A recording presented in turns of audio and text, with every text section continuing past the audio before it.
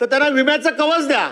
65 वर्ष पूर्ण झालंय, त्यांना तुम्ही काय देणार आहात की 10 दिवसात, 15 दिवसात, एका महिन्यात, किती दिवसात पूर्ण करणार?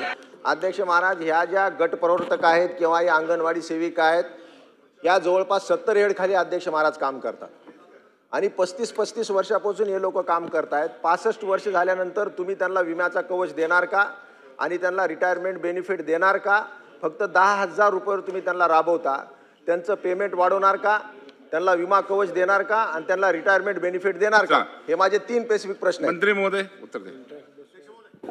अध्यक्ष महोदय, सन्माननीय सदस्य राहुलजी पाटील साहेबांनी जो प्रश्न विचारला, झालं सर्व उत्तर. खरं तर या आशा स्वयंसेविकांची नियुक्ती करत असताना त्यांना फक्त इन्सेंटिव्ह बेसवरती पहिल्यापासून आपण ही नियुक्ती दिली. विशेषतः इन्सेंटिव्ह बेसवर देताना सुद्धा जेवढ्या तपासण्या जास्त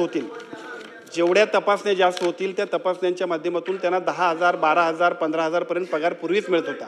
आपल्या सरकारने घेतलेल्या निर्णयामुळं त्याच्या बरोबरीनं ठोक मानधन आपण त्यांना देतोय की जे 10,000 रुपये, त्याच्यामुळं त्या सगळ्या मंडळींना मागच्या टप्प्यातच घेतलेल्या निर्णयाचा फायदा होतोय. भविष्यात सुद्धा जर अशा पद्धतीनं निर्णय घ्यायचा असेल, भविष्यात सुद्धा जर असा निर्णय घ्यायचा असेल तर निश्चितपणे सरकार सकारात्मक पद्धतीनं उत्तर घेईल. काय हरकत आहे, बोला. अध्यक्ष महोदय, सन्माननीय मंत्री महोदय यांनी असं सांगितलं की त्यांना 10,000 रुपये इतकंच मानधन आपण देतो.